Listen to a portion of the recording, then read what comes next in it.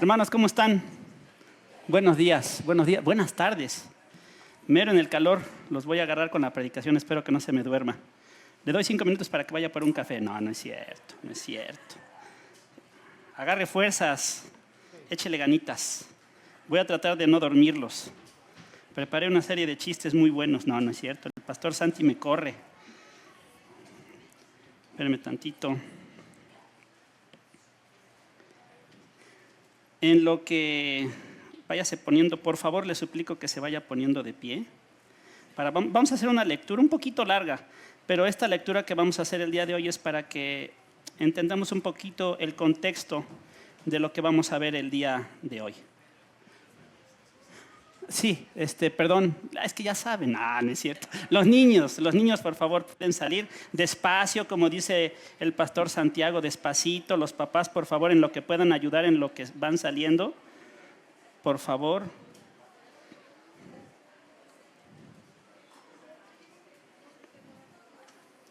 No se nos vaya a tropezar ningún papá. Niños, cuiden a sus papás.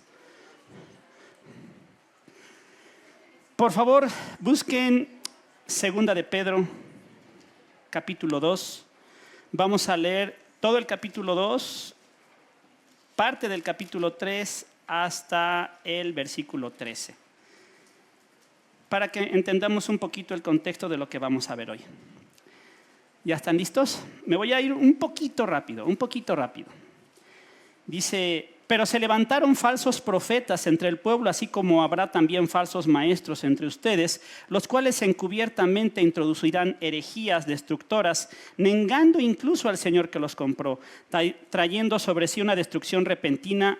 Muchos seguirán su sensualidad y por causa de ellos el camino de la verdad será blasfemado. En su avaricia los explotarán con palabras falsas. El juicio de ellos desde hace mucho tiempo no está ocioso ni su perdición dormida. Porque Dios no perdonó a los ángeles cuando pecaron, sino que los arrojó al infierno y los entregó a fosos de tinieblas, reservados para juicio. Tampoco perdonó al mundo antiguo, sino que guardó a Noé, un predicador de justicia, con otros 7, cuando trajo el diluvio sobre el mundo de los impíos. También condenó a la destrucción de las ciudades de Sodoma y Gomorra, reduciéndolas a cenizas, poniéndolas de ejemplo para que los que habrían de vivir impíamente después. Además rescató al justo Lot, abrumado por la conducta sensual de hombres libertinos, porque ese justo, por lo que veía y oía, mientras vivía entre ellos diariamente, sentía su alma justa atormentada por las iniquidades de ellos. El Señor, pues, sabe rescatar de tentación a los piadosos y reservar a los injustos bajo el castigo para el día del juicio, especialmente a los que andan tras las carnes, en la carne, en sus deseos, corrompidos y desprecian la autoridad, atrevidos y obstinados. No tiemblan cuando blasfeman de las majestades angélicas, cuando los ángeles, que son mayores en fuerza y en potencia, no pronuncian juicio injurioso contra ellos delante del Señor. Pero estos, como animales irracionales, nacidos como criaturas de instinto para ser capturados y destruidos, blasfemando de lo que ignoran, serán también destruidos con la destrucción de esas criaturas, sufriendo el mal como pago de su iniquidad. Cuentan por deleite andar en placeres disolutos durante el día. Son manchas e inmundicias, deleitándose en sus engaños mientras banquetean con ustedes. Tienen los ojos llenos de adulterio y nunca cesan de pecar. Seducen a las almas inestables. Tienen un corazón ejercitado en la avaricia. Son hijos de maldición. Abandonando el camino recto, se han extraviado, siguiendo el camino de Balaam, el hijo de Beor, quien amó el pago de la iniquidad, pero fue reprendido por su transgresión, pues una muda bestia de carga, hablando con voz humana, reprimió la locura del profeta. Estos son manantiales sin agua, bruma impulsada por una tormenta para quienes está reservada la oscuridad de las tinieblas. Pues hablando con arrogancia y vanidad, seducen mediante deseos carnales por sensualidad a los que hace poco escaparon de los que viven en el error. Les prometen libertad, mientras que ellos mismos son esclavos de la corrupción, pues uno es esclavo de aquello de lo que ha vencido. Porque si después de haber escapado de las contaminaciones del mundo por el conocimiento de nuestro Señor y Salvador Jesucristo, de nuevo son enredados en ellas y vencidos, su condición postrera viene a ser peor que la primera. Pues hubiera sido mejor para ellos no haber conocido el camino de la justicia que habiéndolo conocido, apartarse del santo mandamiento que les fue dado. Les ha sucedido a ellos según el proverbio verdadero: el perro vuelve a su propio vómito y la puerca lavada vuelve a revolcarse en el cieno. Amados, pongan atención en esa palabrita, amados. Esta es la segunda carta que les escribo, en las cuales como recordatorio despierto en ustedes su sincero entendimiento para que recuerden las palabras dichas de antemano por los santos profetas y el mandamiento del Señor y Salvador declarado por los apóstoles de ustedes. Ante todo, sepan esto, que en los últimos días vendrán burladores con su sarcasmo, siguiendo sus propias pasiones y diciendo: ¿dónde está la promesa de su venida? Porque desde que los padres murieron, todo continúa tal como estaba desde el principio de la creación. Pues cuando dicen esto, no se dan cuenta de que los cielos existían desde hace mucho tiempo y también la tierra, surgida de agua y establecida entre las aguas, por la palabra de Dios, por lo cual el mundo de entonces fue destruido, siendo inundado por el agua, pero los cielos y la tierra actuales están reservados por su palabra para el fuego, guardados para el día del juicio y de la destrucción de los impíos. Y vuelve a decir: pero amados, no ignoren esto, que para el Señor un día es como 1000 años y 1000 años como un día. El Señor no se tarda en cumplir su promesa, según algunos entienden la tardanza, sino que es paciente para con ustedes, no queriendo que nadie perezca, sino que todos vengan al arrepentimiento. Pero el día del Señor vendrá como ladrón, en el cual los cielos pasarán con gran estruendo, y los elementos serán destruidos con fuego intenso, y la tierra y las obras que hay en ella serán quemadas. Puesto que todas estas cosas han de ser destruidas de esta manera, ¿qué clase de personas deben de ser ustedes en santa conducta y en piedad? Esperando y apresurando la venida del día de Dios, en el cual los cielos serán destruidos por fuego, y los elementos se fundirán con intenso calor. Pero, según su promesa, nosotros esperamos nuevos cielos y nueva tierra en los cuales mora la justicia. Padre bendito que estás en los cielos, gracias por el día de hoy. Señor, guíame y ayúdame para predicar tu palabra. Gracias porque tu palabra es perfecta y santa. Que esto que vamos a escuchar el día de hoy pueda penetrar en nuestra mente y en nuestro corazón para ver tu venida de una manera diferente y de una manera más cercana. En el nombre de Cristo Jesús. Amén. Siéntense, hermanos.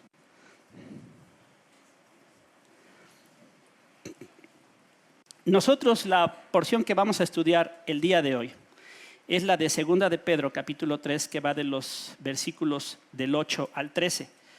Pero si quise leer todo el capítulo 2 es para que tuvieran un contexto de los burladores que se habla aquí y de la actitud diferente que debemos de tener de lo que acabamos de estar viendo en la Escritura. ¿Qué vamos a aprender? Primero lo que Pedro dijo fue: exhortó a sus hermanos a vivir una vida de piedad y en amor en vista del inminente regreso de Cristo. ¿Y qué vamos a aprender el día de hoy? Bueno, el título de esta predicación se llama Vive como si Cristo regresara hoy. Y lo vamos a ver en 3 puntos. El primero es: piensa diferente de aquellos que no creen en el regreso de Cristo. Piensa diferente de aquellos que no creen en el regreso de Cristo. Punto número 2, vive diferente en vista del inminente regreso de Cristo. Punto número 3, espera con ansia tu nueva casa. Como acabamos de ver, los hermanos a los cuales les escribe Pedro, a los cuales también ya les había escrito una primera epístola. En la primera epístola estaban sufriendo una persecución encarnizada. Los estaban matando, los estaban metiendo a la cárcel y era un momento muy difícil para los hermanos. Y Pedro les anima y les exhorta a seguir adelante. En esta segunda epístola, como ya leímos, no tan solo seguían en persecución, sino que ahora, de en medio de ellos habían surgido falsos maestros. Entonces ahora tenían persecución y tenían falsos maestros. Y Pedro, sabiendo que estaba próximo a morir, porque en el 1:14 dice: yo ya estoy por dejar este cuerpo, les dice: pero les quiero dejar algo para que no se olviden que el Señor está próximo a vivir. Y es por eso que les exhorta a vivir una vida de piedad en vista de que el Señor ya estaba por regresar. Y en esa situación que estaban viviendo los hermanos, si ustedes la comparan con la situación en la que estamos viviendo, no es muy difícil. Ciertamente nosotros ahorita no estamos sufriendo persecución, pero el pastor Isaac nos acaba de hablar de unos hermanos que los acaban de correr de su pueblo. Y no nada más ahí, si vamos a Chiapas, si vamos a Oaxaca, y en los martes cuando estamos en oración, cómo están matando a nuestros hermanos en otros países. Esta semana, el día de antier, mataron a 2 jovencitos misioneros en Haití. Los asesinaron. No es diferente. Pero así como también los hermanos estaban en medio de falsos maestros que les decían, ¿dónde está tu Dios que va a regresar? Mira la situación, vivimos como vivimos, no pasa nada. ¿Dónde está tu Dios? Y los hermanos de alguna manera pues también se sentían, pues sí. Algunos empezaban a ver y decían, bueno, ¿y sí dónde está? Y nosotros, al día de hoy también nosotros vivimos en un mundo totalmente corrompido, en un mundo total lleno de pecado. Les mandaba unas noticias a los pastores la semana donde abiertamente salió una noticia de que ya están haciendo cultos a Satanás en Monterrey, ¿no? Luego también esta semana nuestros legisladores ya aprobaron que la comunidad LGTB, etcétera, etcétera, ya pueda adoptar niños. La muerte de los misioneros, como ya les dije. Estamos en un mundo muy parecido o tal vez peor a lo que vivían nuestros hermanos en esa época. Y es por eso que el punto número 1 dice, piensa diferente de aquellos que no creen en el regreso de Cristo. Y lo veremos en el versículo 8. Y vea usted cómo empieza el versículo 8 del capítulo 3. Empieza con un pero. Es un pero, o sea, a diferencia de lo anterior. Este pero es una partícula que nos dice, a diferencia de lo anterior, ¿y qué se ha dicho anteriormente? Bueno, pues ya vimos en todo el capítulo 2 que los falsos de ninguna manera creían en que Jesucristo iba a regresar. Y por eso vivían como vivían. Pero Pedro le dice a nuestros hermanos, pero ustedes no, amados, y vea cómo los trata con tanta ternura, los trata con mucho amor. Le dice, pero ustedes, amados, casi como mis niños, ustedes no sean ignorantes como ellos. No piensen como ellos. Ellos piensan que Jesucristo no va a regresar. Pero ustedes no sean ignorantes. Ustedes no piensen como ellos. Y como ya lo vimos, por eso les hice leer todo el capítulo 2. Los falsos maestros decían, ¿dónde está tu Cristo? ¿Dónde está? Mira, todas las cosas siguen igual, yo puedo vivir la vida como yo quiera. ¿Dónde está tu Dios? Pero como ya vimos, Pedro les dijo, al final del día los ángeles los mandó al infierno. Cuando nadie pensaba, cayó un diluvio. La gente se casaba, comía y vivía como vivía y les llovió y se murieron todos y nada más se salvó Noé. ¿Qué pasó con Sodoma y con Gomorra? Cuando nadie lo pensaba, fueron destruidas como por fuego.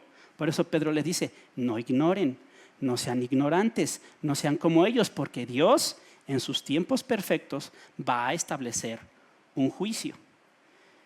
No debemos de ignorar lo que hace Dios. Y luego vea lo que les dice. No ignoréis esto. Ellos lo ignoran, pero ustedes no. Porque para el Señor un día es como 1000 años y 1000 años es como un día. ¿Qué significa eso? Pues no es otra cosa que para Dios no hay tiempo. Para Dios no existe el tiempo porque Dios es el alfa y el omega. Para Él no hay principio, para Él no hay fin. Y lo que Pedro está haciendo no está haciendo otra cosa que citarles el Salmo 94. ¿Y qué dice el Salmo 94? Yo se lo leo. Porque 1000 años ante tus ojos son como el día de ayer que ya pasó. Y como una vigilia de la noche. Cuando la gente que no cree en la Biblia habla herejías, la única forma de contrarrestar la herejía es con la Escritura. Y es lo que Pedro está haciendo. Ustedes piensan que Dios no viene, pero la Biblia dice que sí.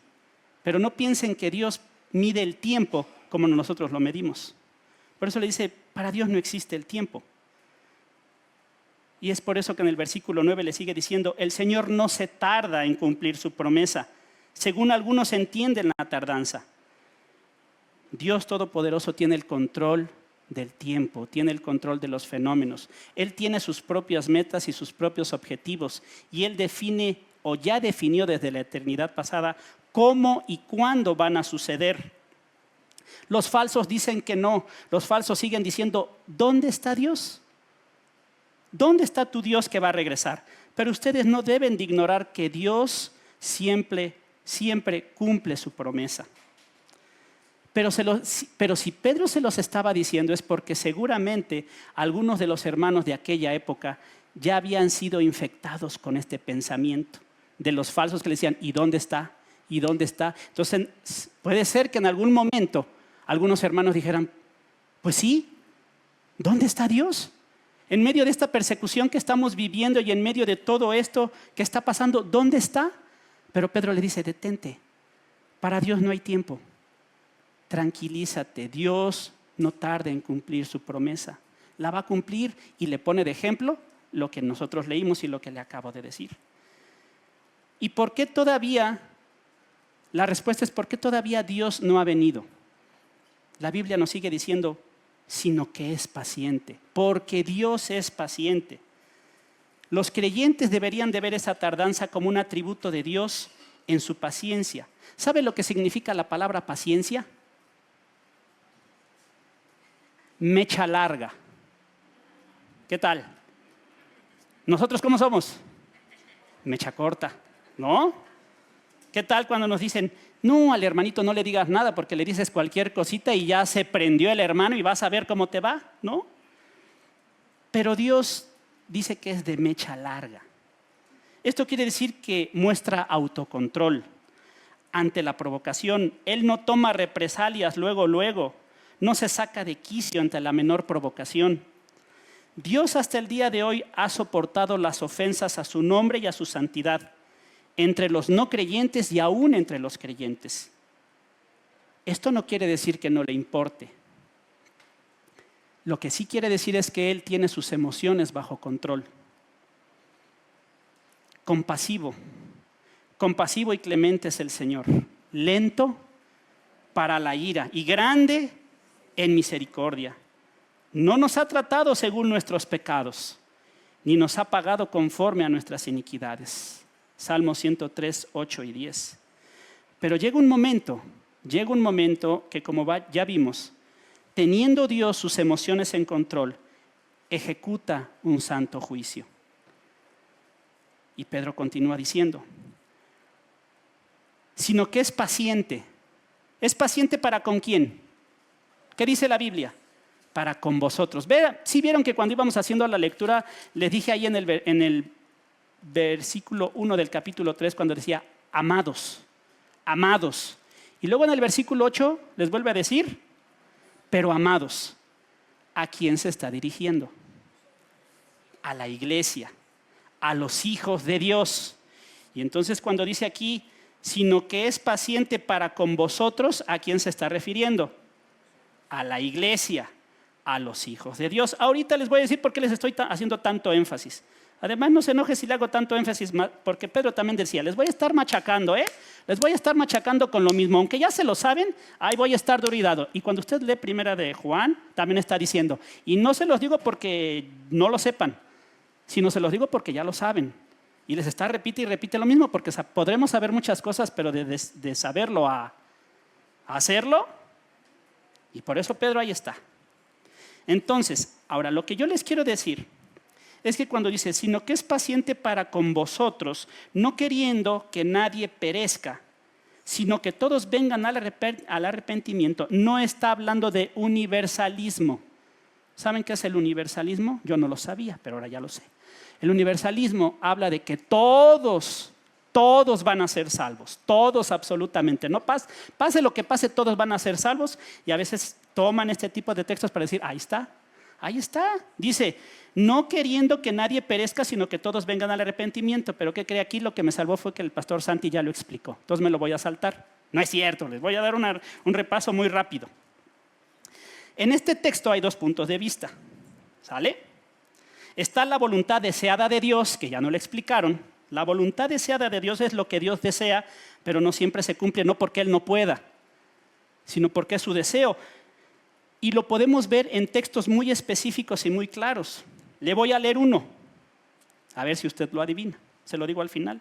Y vea cómo Dios quiere algo, pero al final no sucede. Jerusalén, Jerusalén, la que mata a los profetas y apedrea a los que son enviados a ella. ¿Cuántas veces quise juntar a tus hijos como la gallina junta a sus pollitos debajo de sus alas? Y no quisiste. Él quería que Jerusalén fuera salva, pero al final, ¿qué pasó?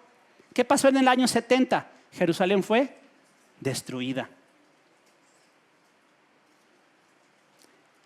La voluntad deseada de Dios es la voluntad cuando Él pone sobre nosotros una responsabilidad. Y aunque a veces nosotros no decidimos lo que deberíamos de hacer, eso tampoco traspasa la soberanía de Dios.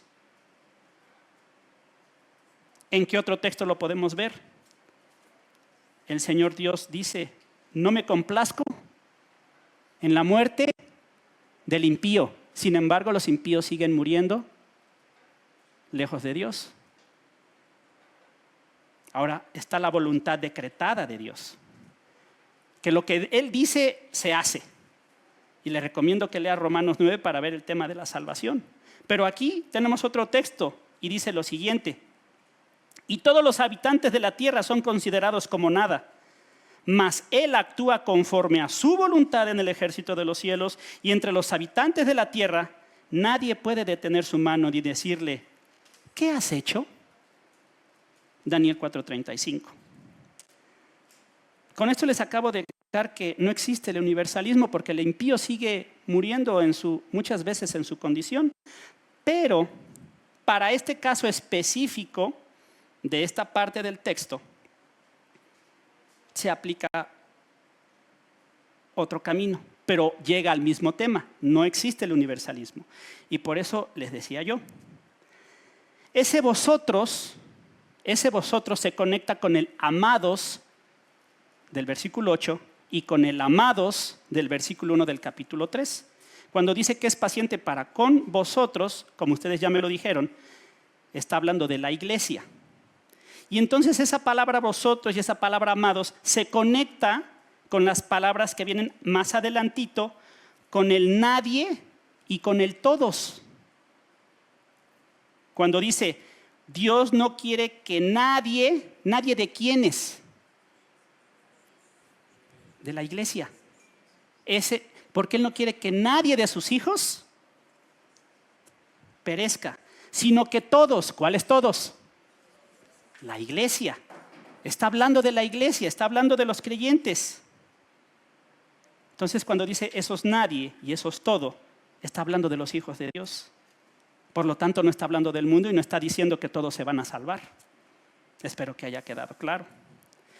En otras palabras, lo que Dios está esperando es que hasta el último de los elegidos vengan a arrepentimiento. ¿Para qué? Para que Él venga. Si hay algo por lo cual Dios no ha venido, es porque todavía está esperando que el último de sus elegidos venga en arrepentimiento. ¿Y eso a qué nos invita? A predicar el evangelio. Ciertamente usted no sabe cuál es el último ni no sabe cuándo va a ser, pero es la invitación que tenemos.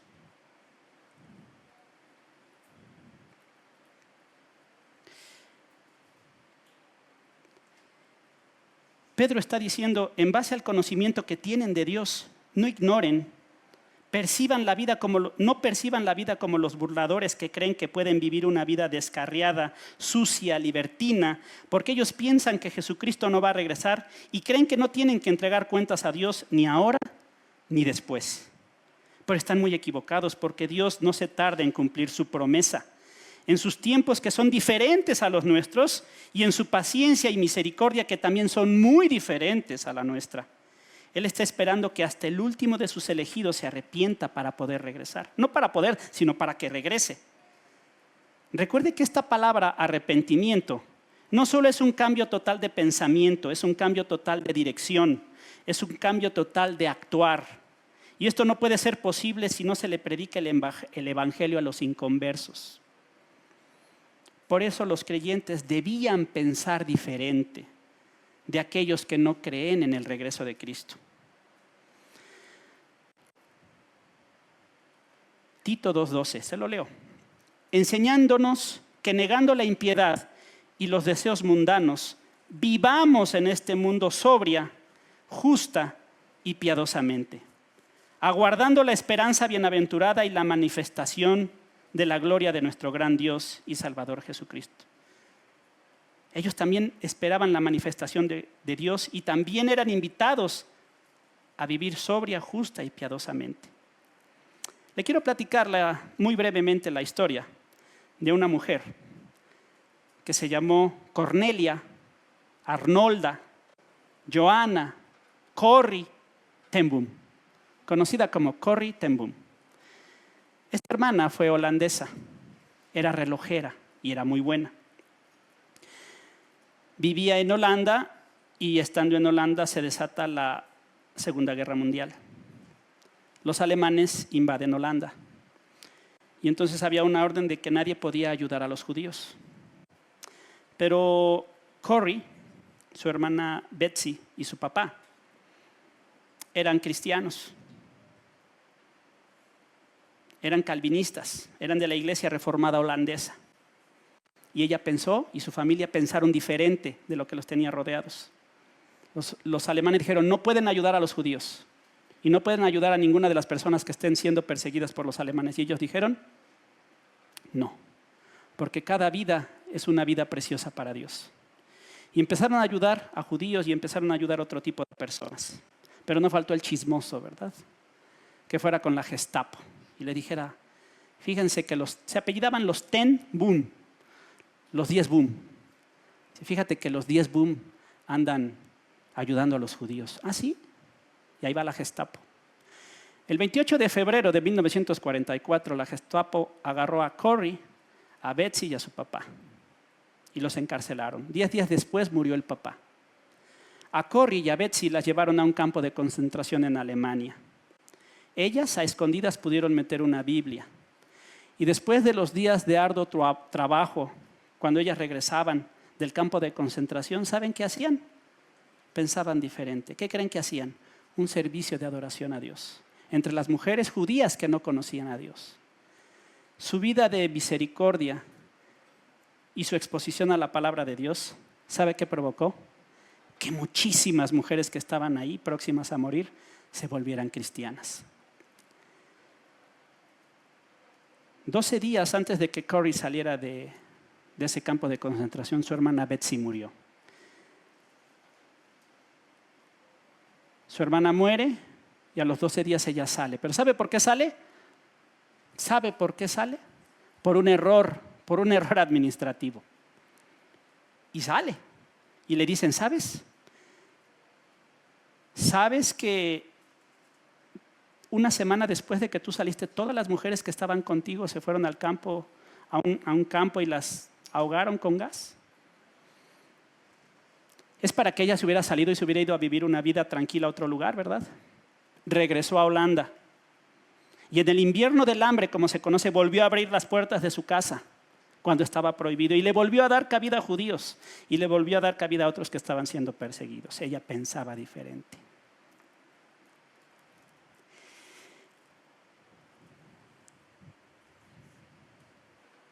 Eso nos lleva a nosotros a preguntarnos, ¿estamos pensando diferente que este mundo? Como ya le dije, este mundo está lleno de pecado. Hace falta que usted se dé una asomadita a los periódicos para que vea cómo está la situación. ¿Nos estamos volviendo como el mundo o estamos pensando diferente? Tenemos en nuestra mente que ciertamente Cristo puede volver en cualquier momento. Nada más lo único que está haciendo es que está esperando a que al último de sus elegidos venga en arrepentimiento. Y por eso Dios, por medio de Pedro, te está invitando a ti y a ti. Te está diciendo, piensa diferente. No pienses como el mundo. Porque si piensas diferente vas a actuar diferente. Dios espera que esta iglesia piense diferente. nosotros debemos de pensar diferente y nosotros debemos de pensar que hoy mismo podría Dios regresar. ¿Y cómo nos va a encontrar? Y como ya le dije, si pensamos diferente, vamos a actuar diferente. Y eso nos lleva al punto número 2, vivir diferente en vista del inminente regreso de Cristo. Versículo 10 empieza con otro pero, otro punto de inflexión. Ellos piensan, los falsos piensan que el día del Señor está lejos o que a lo mejor no viene o que a lo mejor no les toca, no me toca. Por eso podemos seguir viviendo como seguimos viviendo. Pero Pedro dice aquí, pero el día del Señor vendrá como un ladrón.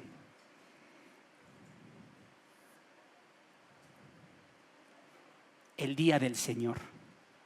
¿Qué es eso? Gracias a Dios que acabamos de tener muchos meses de predicación ¿de qué? De Apocalipsis. Y en todas esas predicaciones que vimos, la gran mayoría, el día del Señor. ¿Y de qué se trataba? Del juicio que Dios ejecuta a la tierra. ¿Y qué vimos? Que había 7 sellos, 7 copas y 7 trompetas. ¿Pero cuándo empieza? Bueno, el día del Señor empieza una vez que su iglesia es raptada. Y empieza la tribulación, ahí empieza el día de Dios. El día de Dios aparece en el Antiguo Testamento, en Isaías 13, en Joel 1, en Amos, en Sofonías, en Zacarías 14 y obviamente también en el Nuevo Testamento. Es el día o es el periodo cuando Dios empieza su juicio contra la tierra y los habitantes que han rechazado a Cristo como su Salvador personal. El Nuevo Testamento lo llama el día de la ira, un día de visitación, el gran día de Dios Todopoderoso.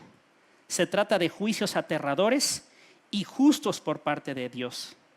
El día del Señor no es solo un día, es un periodo extendido que comienza desde la tribulación e incluye la segunda venida con Cristo en el milenio y culmina en su momento más alto con la destrucción total del cielo y la tierra junto con Satanás y todos los que se rebelan contra Dios. ¿Por qué dice que vendrá como un ladrón? El ladrón va a su casa y le dice, estimado señor, hoy vengo a las 9 de la noche a robarle. ¿Esté usted preparado? ¿Verdad que no?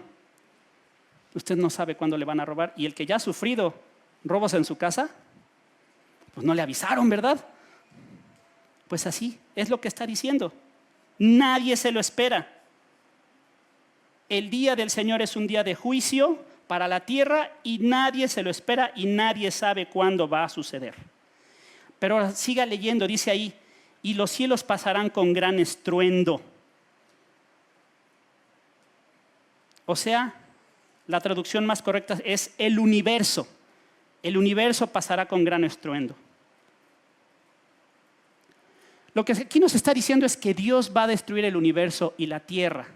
Es Dios, escuche bien, es Dios quien va a destruir el universo y la tierra. ¿Por qué soy muy reiterativo en esto? Porque últimamente nos han vendido la noticia de que quienes podemos destruir la tierra.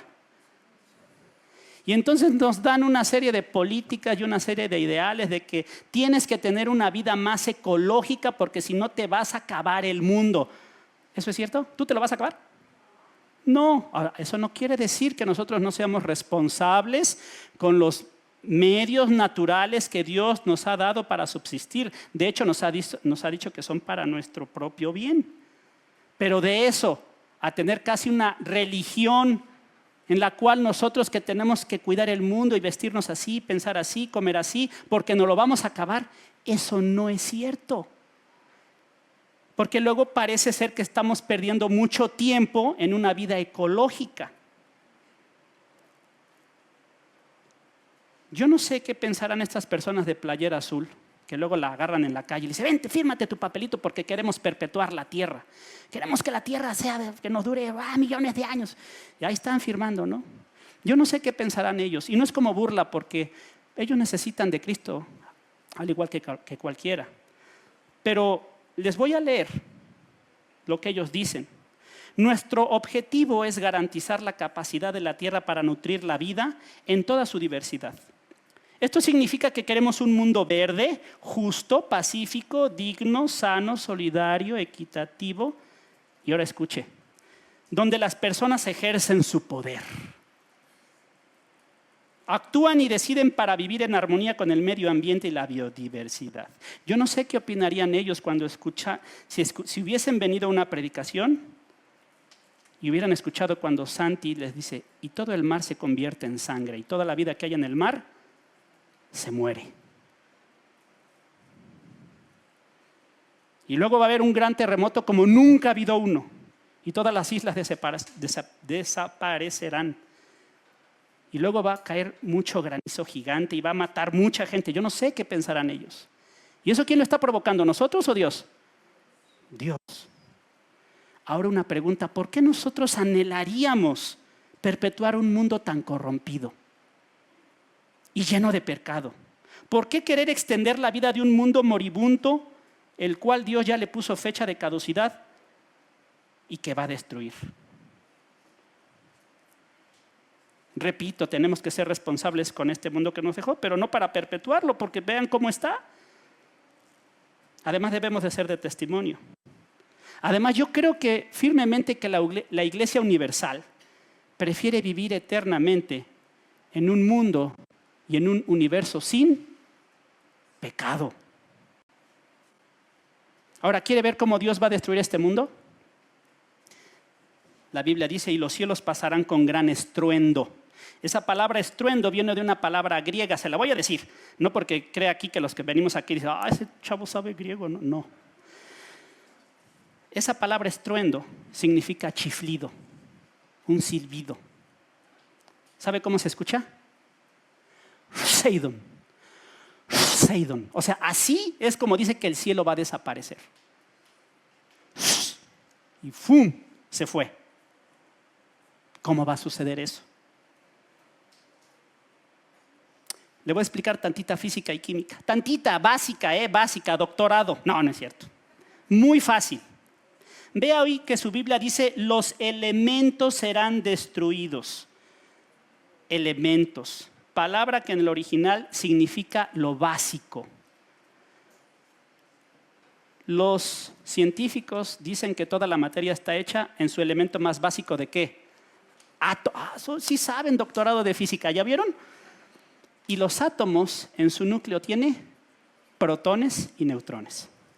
Ahora, aquí tengo hermanos que les gusta mucho la mecánica. Cuando le pasan corriente, cuando se les baja la batería y agarran una batería y le pasan una de que sí tiene, ¿lo ponen positivo con positivo? ¿Por qué le pasa?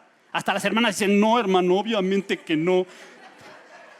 Esa es la ley de Coulomb, que dice que dos partículas de carga igual no pueden coexistir, se rechazan. Las hermanas dicen, sí, oiga, o sea, ¿ustedes tomaron doctorados? ¿Así? No pueden. Sin embargo, el átomo está lleno de protones, cargas positivas. Y los científicos hasta el día de hoy no se pueden explicar cómo es que los átomos, teniendo puros protones y neutrones adentro, no explotan. No se lo pueden explicar. Pero inventan ahí unas ecuaciones bien largas y dicen, no, pues es que Q más Q2 en la integral que quieren explicar, pero al final, ¿saben qué terminan diciendo? Que lo único que mantiene unido a los átomos es el pegamento nuclear. Es lo único que pueden decir. El pegamento nuclear hace que los átomos no hagan fisión y no haya una reacción nuclear en cadena que destruya todo el mundo. No se lo explican. ¿Por qué le digo eso? Permítame tantito. Ya le hablé de física y química, que ya vi que ustedes tienen 2 doctorados, ¿sale? Pero ahora vea lo que dice Colosenses. Fíjese lo que acabo de decir. El átomo, que es la partícula más elemental, no podría existir por sí misma porque está llena de protones y dice que positivo con positivo. Y ustedes me dijeron, 2 baterías de carro que se ponen, ¿qué hace? Chispas, la echas a perder, o al menos te salen chispas. Pero ahora vea lo que dice Colosenses 1:17. Les hablé del pegamento nuclear. Es esa fuerza que no saben qué es los científicos, pero es una fuerza que dice que está así, que hace que el átomo no salga disparado y que no explote. Hay una fuerza que hace que el átomo no entre en reacción. Ahora vea lo que dice Colosenses 1:17. Se lo voy a leer. Y Él es antes de todas las cosas y en Él todas las cosas permanecen. Otra forma de traducir esta partecita de Él, en Él todas las cosas permanecen, fíjese lo que dice. en Él todas las cosas se conservan unidas. Ahí está su pegamento nuclear. Ahora, no crea que todo esto yo lo saqué y lo pensé. Vienen los comentarios de MacArthur. Pues no lo hice yo, ¿verdad? Tampoco me voy a poner una banderita que no es mía. Lea los comentarios de MacArthur y ahí viene toda esta explicación. Entonces, ¿ya vio? Una fuerza que los científicos no pueden explicarse por qué están unidos los átomos. Colosenses dice, pues es que Él mantiene todo unido. Pero ahora regresemos al texto. Vea lo que dice el texto. Los elementos más básicos, o sea, de los cuales está yendo el universo, porque esta palabra dice serán destruidos. ¿Sabe cómo se traduce en el griego la palabra destruidos? Serán liberados. Entonces todo concuerda. El átomo tiene ganas de explotar, hay una fuerza que no lo deja, pero aquí Pedro nos dice, van a ser liberados. Y entonces lo único que Dios va a hacer, y va a empezar una reacción en cadena de una explosión nuclear que como nunca se ha visto, y por eso va a ser...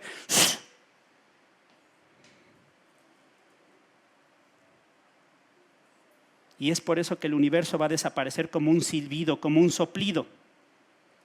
Y es por eso que ahora también podemos entender ahí cuando la Biblia dice con un fuego intenso. Pues imagínese esa reacción nuclear. Y es también que nosotros podemos entender, y la tierra y las obras que hay en ella serán quemadas. Nos queda claro que también la tierra y todo lo que hay en ella se van a quemar con ese fuego. Pero ¿sabe también qué va a haber en la tierra? Personas no creyentes que se van a quemar en ese momento.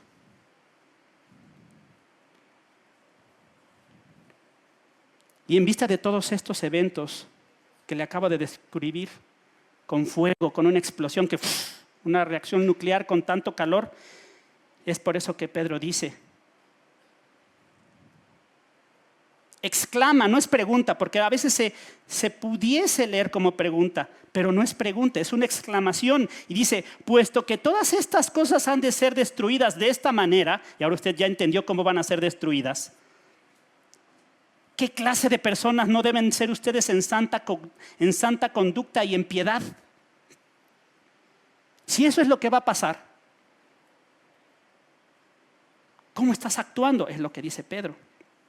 Otra forma de traducir esto es, si todas estas cosas van a pasar, cuán asombrosamente y excelente deberían ser ustedes en santa conducta y en piedad. Ustedes deberían asombrar al mundo con su santa conducta. Esta palabra santa se define como tu práctica en la vida conforme a lo que tú sabes de Dios. En otras palabras, que lo que tú sabes de Dios se va a reflejar en tu forma de vivir. Por eso lo que estamos viendo es... Ya se apagó. Ya se prendió. Ya se apagó. No, ¿ya se prendió? Por eso es que dice, vive diferente en vista del inminente regreso de Cristo. Piedad. Significa literalmente buena adoración. Es vivir la vida con un sentido de que Dios está presente. La piedad es la voluntad de hacer lo que Dios quiere. La piedad es hacer la voluntad de que Dios quiere. Primer mandamiento, amarás a Dios con todo tu corazón y con todas tus fuerzas por sobre todas las cosas. Segundo mandamiento, amarás a tu prójimo como a ti mismo. Entonces, si nosotros adoramos a Dios, nosotros terminaremos haciendo el bien a los demás. Y lo mejor que podemos hacerle a los demás es predicarles el evangelio. Si nosotros bien ya somos creyentes y no nos preocupa una reacción nuclear, porque no nos vamos a chamuscar ahí, ¿qué hay de aquellas personas que usted ama? ¿Qué hay de aquellas personas que son sus familiares, amigos, compañeros de escuela, que no son creyentes? ¿Qué estamos haciendo? Si usted es piadoso, buscará lo mejor para su prójimo, porque eso es lo que dice el segundo mandamiento.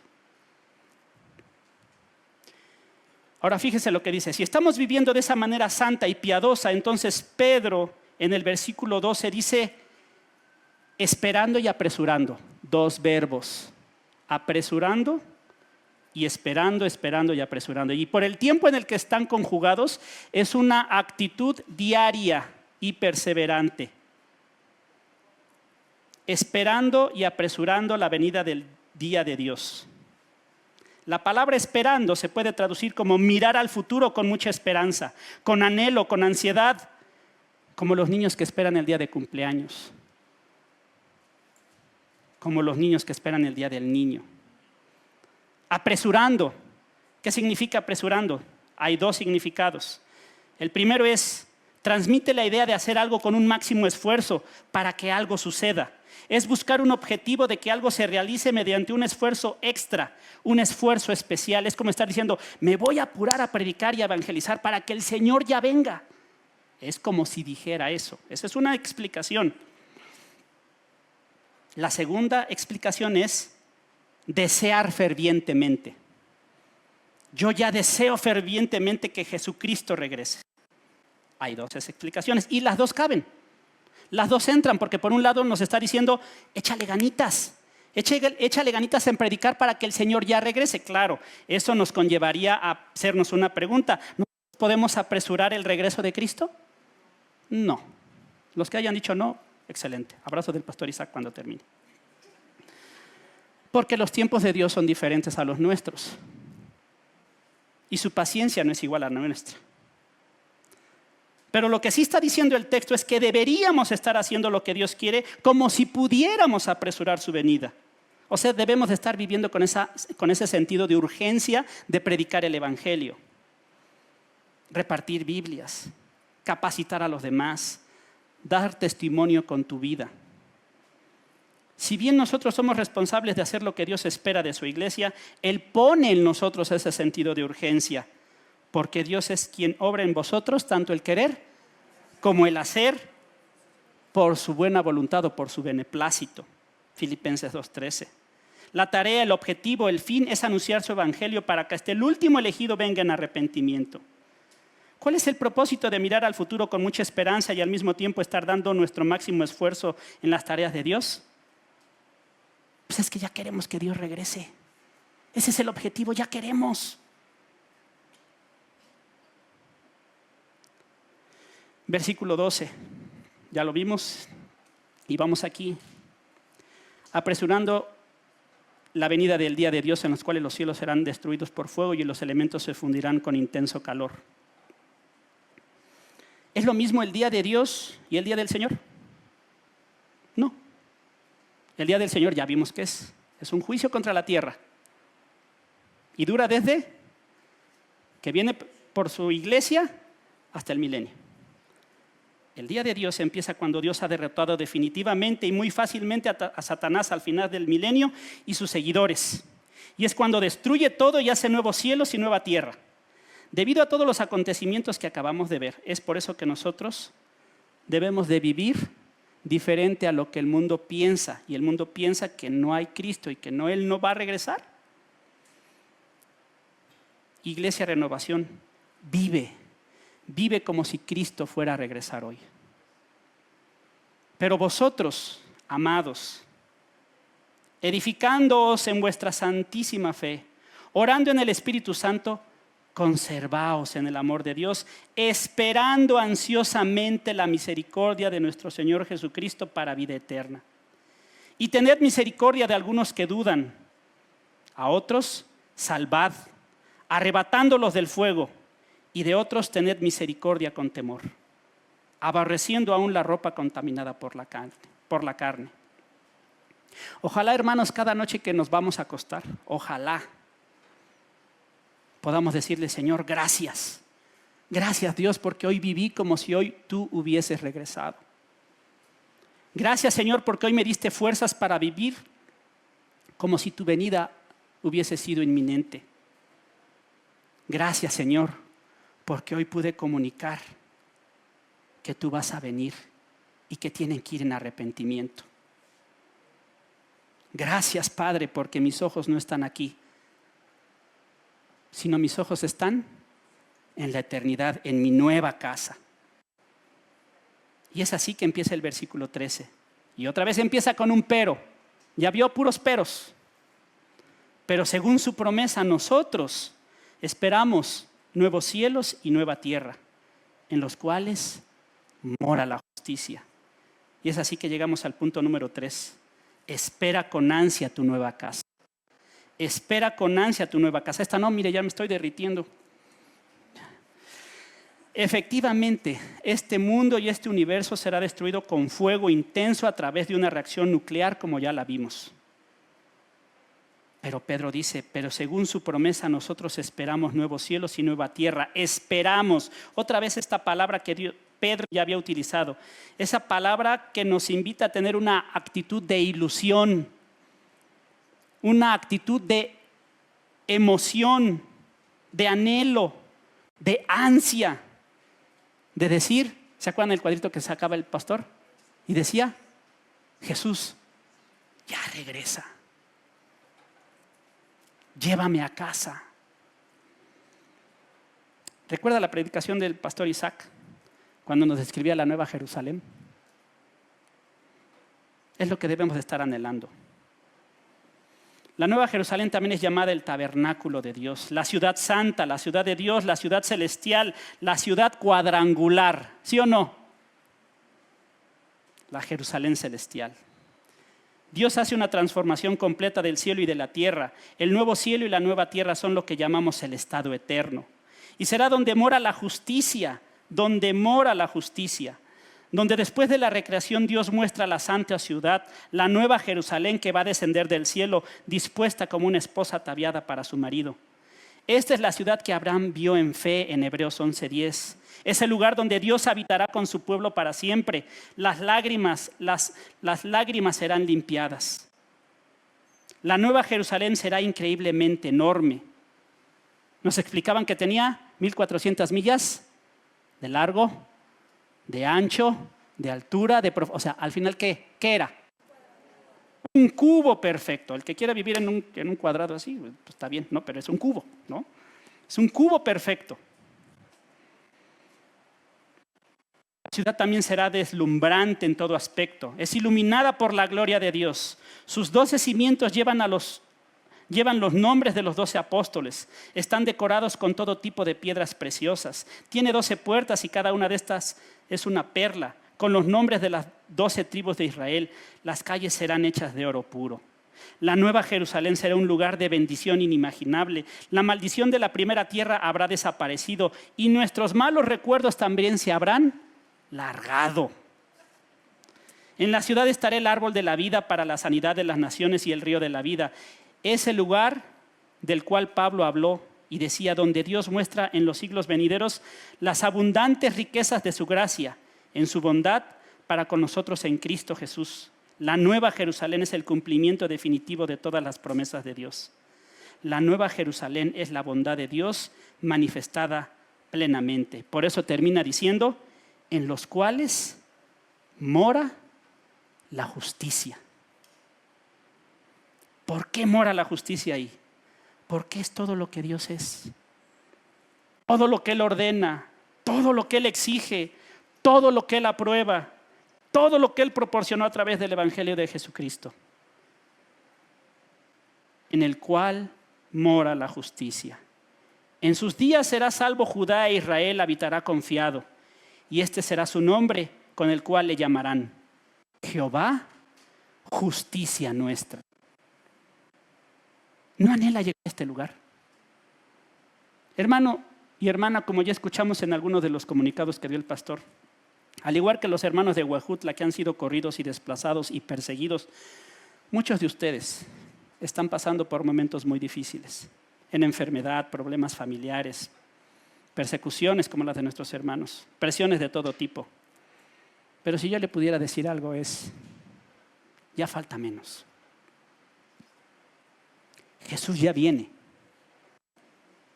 Pero por el momento piense diferente, viva diferente, anhele diferente ante un mundo que no cree en el inminente regreso de Cristo.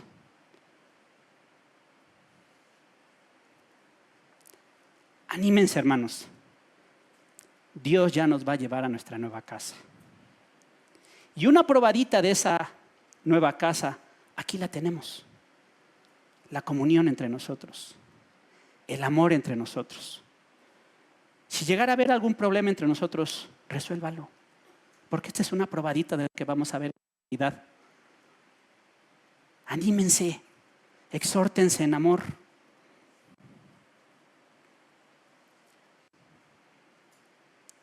Cristo ya va a venir, es inminente. Y cada día que pasa y cada segundo que está pasando es inminente que Él va a regresar, porque está esperando solamente al último de sus elegidos para que vengan a arrepentimiento.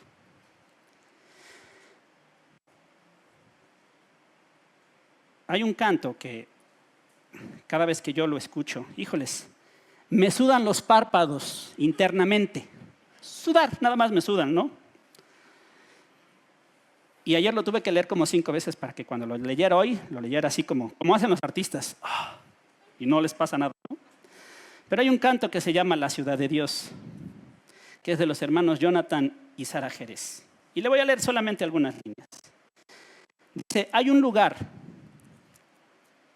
al que mi alma anhela tanto por llegar. Perdón, soy del club del pastor.